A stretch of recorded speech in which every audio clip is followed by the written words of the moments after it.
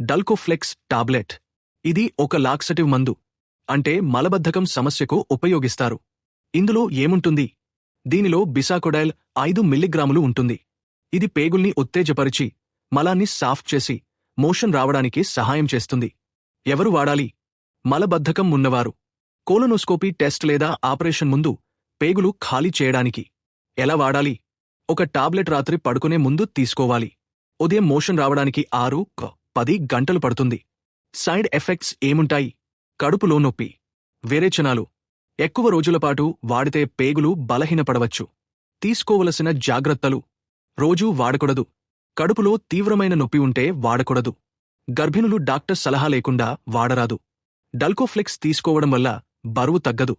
Motion వల్ల తాత్కాలికంగా బరువు తగ్గినట్లు అనిపిస్తుంది కానీ అది కొవ్వు కాదు. ముగింపు: డల్కోఫ్లెక్స్ టాబ్లెట్ మలబద్ధకం కోసం మాత్రమే వాడాలి.